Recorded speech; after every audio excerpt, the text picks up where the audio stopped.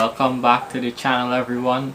So today we're going to be discussing One Piece chapter 1044, the hype chapter that everybody was waiting for. So of course, before we begin, spoiler warning, let's dive into it. So this chapter is titled Warrior of Liberation, and cover page is basically they're back to Cacao Island, and we see Niji and Yonji in the book still on the ground, and we see a bunch of characters that we've seen throughout the whole cake arc before. They're ready to dissect them or cut them open and see how they tick. So interesting. But all these characters on this page we've seen before, like the Octopus Lady, we've seen her, we've seen Avon, of course, we've seen the guy with the hat, we've seen the little girl with the bunny, we've seen the jack-o'-lantern type of guy. So we've seen everyone. But now let's dive directly into the chapter itself. So what happens? The chapter starts off where the last one ended, with Zunisha saying that Zunisha looking on then. And we hear someone says, "What happened to me? Why can't I still stand?" And Zunisha is like, but we see some bubbles over her eyes kinda while she's looking on, and it sounds like a drum. And I would assume this drum is of course Luffy's heartbeat, that because he mentions it later on, but yeah. And we see sparks of Conqueror's Haki shooting all over the air like lightning, and Luffy says, "I'm having fun" for some reason. And Momo looks up and we hear the doom dut da da, you know, the kind of drum beating sound effect. And Momo says Luffy is Joy Boy. Well, not really Momo, but more so Yamato, reacting to Momo telling her that Luffy is Joy Boy. And she said, "Is that what Zunisha told you?" And again we see the pleasure hall, the left brain tower. We see Sanji wakes up. He jumps up out of his coma / sleep, and we see the courtesan he saved was nursing him back to health. And Sanji looks up at the sky and says, "Luffy." Of course we see Law and Kid and even Hyogoro looking up, and they say Luffy as well is the Straw Hat Man. Even Marco looks up and he says Straw Hat, and he tells both Nami and Tama that Luffy is awake, he's still breathing. And this leads me to say that this means not everyone can sense it, so I'm assuming everyone who felt Luffy or felt his presence was using not Conqueror's, but Observation Haki to feel or sense Luffy's Conqueror's Haki and him awakening in some form.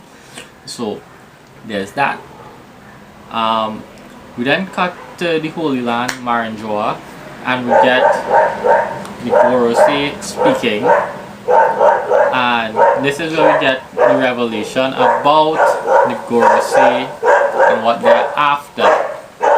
So now at Marinjoa we see the Gorosei and they're speaking, and they mention that they've lost an elite agent and made Kaido angry. What was the point? And of course there's the agent who got into the battle between Kaido and Luffy. And one of them says, the one with the kind of dreadlocks with the skull on the side of his eye says, "Alright, sorry about that, dogs was barking, I paused, so we're back now." So as I was saying, the Gorosei member with the kind of dreadlock hairstyle with the scar by his eye is speaking to the rest of them, and he said, "What if I told you the potential of the future would make us beg for this outcome? And it's always better to eliminate dangerous variables." And then the Gorosei with the sword, Samurai Gandhi, as everyone calls him, seems to say, "In every era the world government has attempted to recover the Gum Gum fruit, Luffy's fruit, and not once has it ever succeeded for 800 years. The other tall one with the big mustache says now, it says, "Though the devil fruit is trying to escape them, and it very well might be, because Zoan fruits contain a will of their own. And that particular fruit has the name of a god.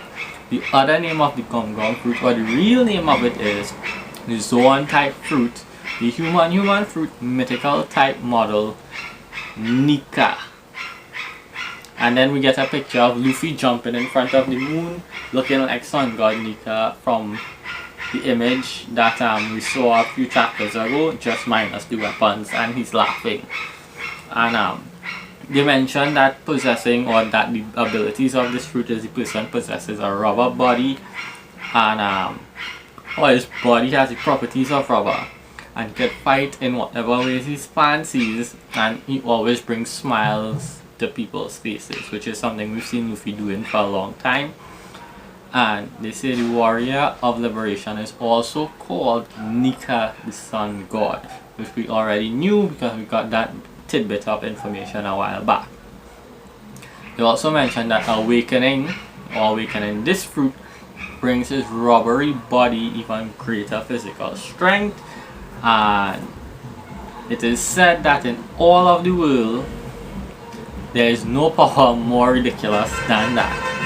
So some things to notice here is this is the third human fruit we've run into, because we have Chopper, Luffy, and Sengoku.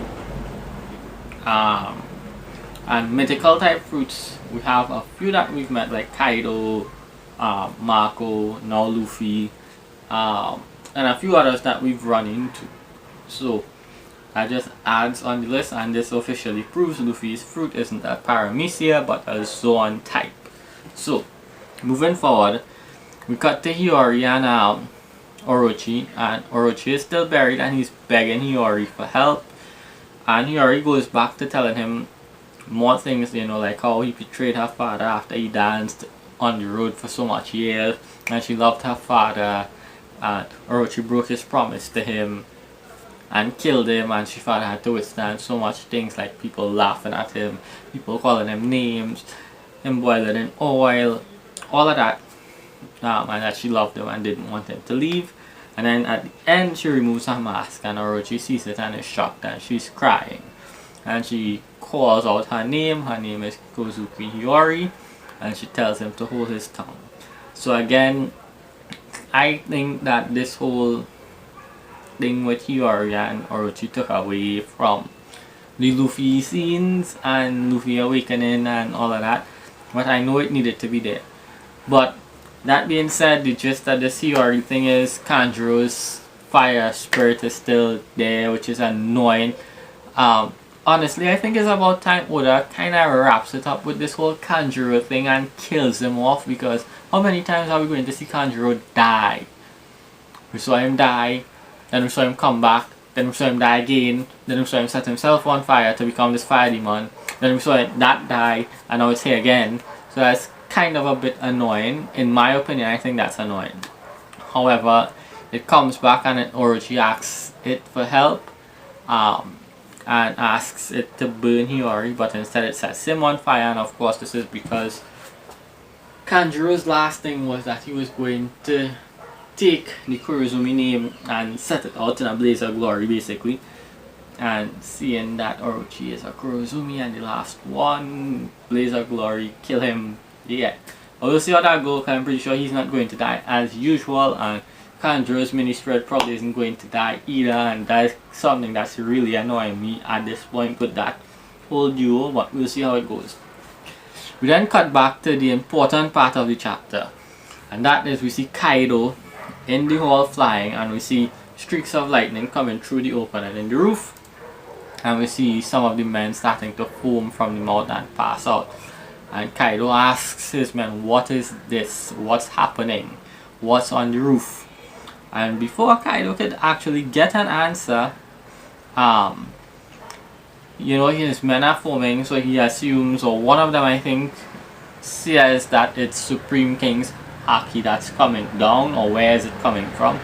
But before Kaido could do anything, we see a giant hand like Luffy's get third arm stretch down the hole and grab Kaido, and it proceeds to yank Kaido out of the ceiling. And we see Kaido gets the cartoony eyes, where the eyes pop out of his head going as he's pulled back. We see Kid and Law saying Luffy, well, Straw Hat as they call him, and we see Chopper, they're like, Luffy with tears of joy.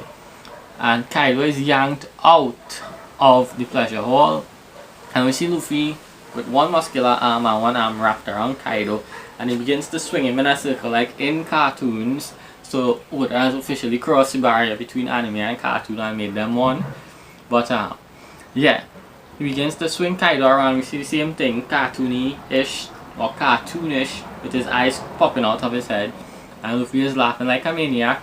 And he then proceeds, after swinging Kaido, to kind of hold him and then slam him back and forth or side to side, kinda like what you see in cartoons when somebody grabs a snake and they slam it left to right, kinda like that.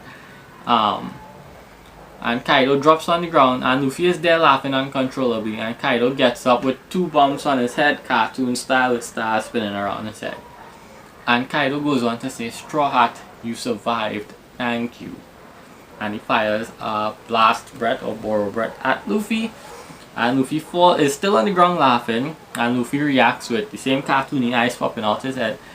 But he goes on to grab the ground and raise it with his awakening, making the ground kind of rubbery, and it blocks the attack, and Luffy kind of pulls the ground or shifts it or nudges it and fires the attack back at Kaido, and it explodes. And Luffy falls to the ground again laughing, and we see the text under his name. The text says Gear 5. And Kaido goes on to apologize. He said, I'm sorry about that idiot earlier. I did not want to in that mood. And Luffy tells him, you know, don't sweat it. Let's finish this up. And the chapter ends there. So, a few things to note.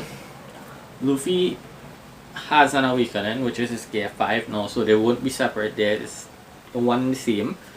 The second thing is, Luffy's awakening takes on 2 properties, because his awakening or Gear 5 seems to affect the area around him, kind of like Katakuri as well as Doflamingo, who are Paramecians.